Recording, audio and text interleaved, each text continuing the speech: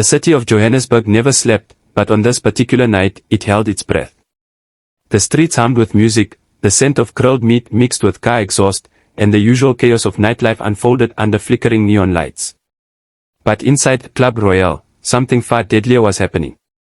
Mandla Khumalo stood in his office, his broad shoulders tense as he stared at the three men sitting across from him. Their suits were too clean, their smiles too sharp, and their presence too dangerous. "We've already discussed this," Mandla said, his voice steady. "I built this club with my own hands. I will not sell it, not to you or anyone else." The man in the middle, Ricardo Rick Murray, leaned forward, resting his elbows on Mandla's wooden desk. His smile was almost friendly, but his eyes held a coldness that sent a chill through the air. "Mandla," Rick said, his voice smooth, "this isn't a negotiation anymore.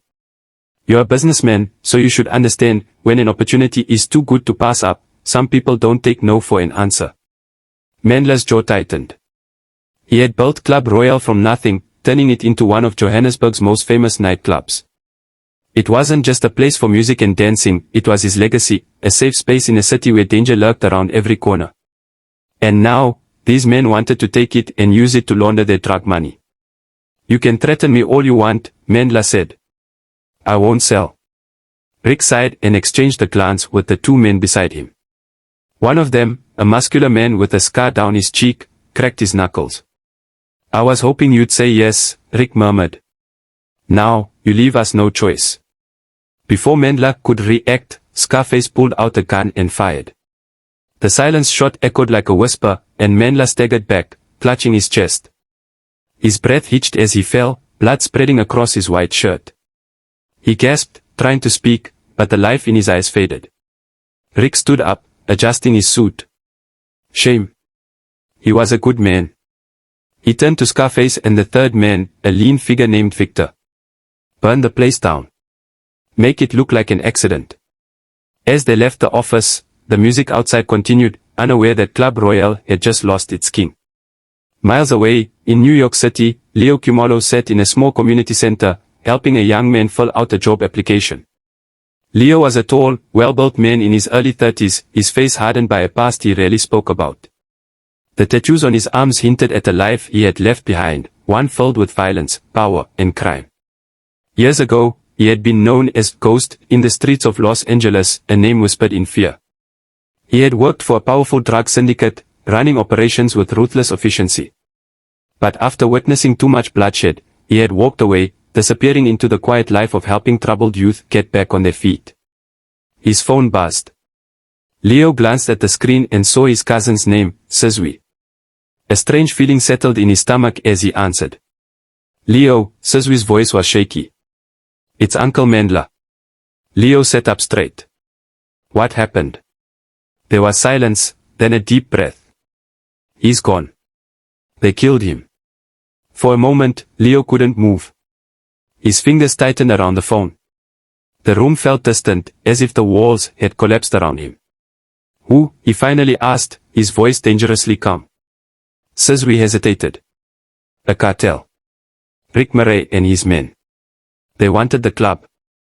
Uncle refused. They shot him and set the place on fire." Leo closed his eyes. He had left a life of revenge behind. He had sworn never to return to that darkness. But this was different. "I'm coming home," Leo said. And just like that, the past came rushing back. The plane touched down at OR Tambo International Airport, and Leo stepped off, his face unreadable behind dark sunglasses. Johannesburg smelled of dust, fuel, and something else, memories. Sizwe was waiting for him at the arrivals hall, his face drawn with grief. He hugged Leo tightly. "They buried him yesterday," Sizwe said as they got into his car. Leo didn't respond. He stared out the window, watching the city pass by. The skyline had changed, but the underworld hadn't. He could still feel the presence of men like Rick Murray, lurking in the shadows. "Where can I find them?" Leo finally asked. Sizwe hesitated. "Leo, you don't have to do this. You got out. You have a new life." Leo turned to him, his voice low. "They took my father. That means my new life doesn't exist anymore." Sizwe exhaled, then nodded. Rick operates from a private club in Sentan. He thinks no one can touch him. Leo's lips curled into a cold smile. Then let's show him how wrong he is. Leo didn't rush. Revenge wasn't just about anger, it was about precision. First, he gathered information. He visited old friends, former street enforcers who still had their ears to the ground. He bribed a corrupt cop for internal reports. He studied Rick's operations, mapping out his businesses, his habits, his security. Then, he made his first move. One of Rick's key money launderers, a man named Bernard, was relaxing in a high-end casino when Leo found him. He didn't waste time with threats, he simply grabbed Bernard by the collar, slammed him against the wall, and whispered, "Tell Rick his past just caught up with him." Bernard paled, his hands trembling. Who are you?" Leo leaned in, his voice cold. "I'm Mandla Khumalo's son. And I'm here to burn everything down." News traveled fast. Within hours, Rick Murray knew someone was after him. He sat in his private club, swirling a glass of whiskey, his mind racing. He had underestimated Mandla, he wouldn't make the same mistake with his son. "Find him," Rick ordered his men. "And kill him before he becomes a problem." But what Rick didn't know was that Leo wasn't just coming for him. He was coming for all of them. Rick Murray sat in his private lounge, the scent of expensive whiskey filling the air. He had received the message Mandla Khumalo's son was back, and he was looking for revenge. But Rick wasn't worried. He had dealt with men like Leo before, men who thought revenge made them invincible. He had an army of killers, and he knew Johannesburg better than anyone. Still, something about this felt different. Leo wasn't coming in guns blazing. He was moving in the shadows, hitting Rick's people one by one. His drug shipments had been hijacked, his safe houses raided, and his trusted men were disappearing. Rick finished his drink and turned to his right-hand man. "Scarface, find him," Rick ordered. "I want his head on my table before the week is over." Scarface smirked. "Consider it done." But neither of them knew that Leo was already watching them from the rooftop across the street. Leo's plan. Leo had spent years in the cartel world. He knew how men like Rick operated. If he attacked recklessly, he'd be outnumbered and killed. But if he made Rick paranoid, if he made him feel like the walls were closing in, then he'd make mistakes. And mistakes were deadly. His first move had been taking down Bernard, Rick's key money launderer. Then he had intercepted Rick's latest drug shipment, torching millions worth of product. Now, it was time for the real game to begin. Leo placed a burner phone to his ear and dialed Rick's number. The cartel boss answered after the first ring. "You've been busy," Rick said, his voice calm but laced with anger. "This is just the beginning," Leo replied. "I'm coming for you." Rick chuckled. "You think you're the first man to try? You'll end up just like your father." Leo's grip tightened on the phone, but he didn't let the anger consume him. "You killed my father because he refused to sell," Leo said. "Now I'm taking everything from you piece by piece." Rick's smile faded. "You're making a mistake." Leo hung up. He knew what would happen next. Rick would send his men after him. And that was exactly what Leo wanted. The ambush. Rick wasn't a fool. He knew Leo was dangerous, so he sent his best men, 10 heavily armed killers, led by Scarface. They tracked Leo to an abandoned warehouse on the outskirts of the city. The place was dark, silent, and filled with shadows. Scarface signaled to his men, and they moved in, their guns ready. Then the lights went out. A voice echoed through the darkness. "You shouldn't have come here." Panic set in. The men turned, searching for the source. Then, one by one, they started dropping silent gunshots, knives slicing through the air. Scarface spun, trying to locate Leo, but all he saw were bodies falling. Then, suddenly, he felt cold steel against his throat. Leo whispered in his ear, "This is for my father." A second later, Scarface's body hit the ground. The message was clear. Leo wasn't just here for revenge.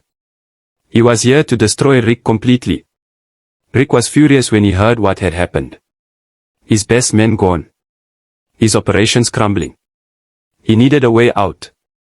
That's when Victor, his longtime partner, made a call to the one person who could stop Leo. Sizwe. Leo's cousin. Rick knew Sizwe was the only family Leo had left. And he knew that, deep down, we didn't want to lose Leo to this war. So he made an offer. Talk to him, Rick said. Convince him to walk away. If he does, I let you both live. We hesitated. He HD lost his uncle. Now, he was about to lose his cousin, too. That night, we met Leo in secret. You don't have to do this, we pleaded. We can leave. Go back to America. Start over. Leo shook his head. If I don't finish this, Rick will just rebuild. My father's death will mean nothing. We exhaled. Rick knows you're coming. He's waiting for you.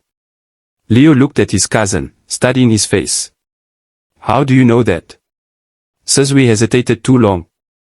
Leo's expression darkened. You talked to him. I just wanted to save you. Leo's heart clenched, but he didn't have time for emotions. We had betrayed him. But blood was still blood. Get out of the city, Leo said quietly. If I see you again, I won't be so forgiving. We nodded, his eyes filled with regret. Then he disappeared into the night. The final showdown. Rick sat in his heavily guarded mansion, surrounded by his last remaining men. He knew Leo was coming. And then it happened. An explosion rocked the front gate. Smoke and fire filled the air as bullets rained down. Leo moved through the chaos like a ghost, taking down guards with ruthless efficiency. By the time he reached the mansion, Rick was alone. Leo found him in his office, whiskey in hand, a gun on the table. You made it, Rick said, smirking. Leo didn't speak. He raised his gun. Rick chuckled. You kill me, and someone else will take my place. Leo's voice was cold. Not if I burn everything down. Rick went for his gun. Leo fired first. The bullet hit Rick in the chest. He gasped, eyes wide, as he collapsed into his chair. Leo stepped closer, looking into the eyes of the man who had killed his father. You were right about one thing, Leo said. Revenge doesn't change the past. Rick coughed, blood on his lips. Then why do it? Leo's expression was unreadable. Because now, you can't hurt anyone else. With that, he turned and walked away, leaving Rick to take his final breath. Outside, the mansion burned. Leo had erased Rick Murray from the world. But as he disappeared into the night, he knew that his war was over.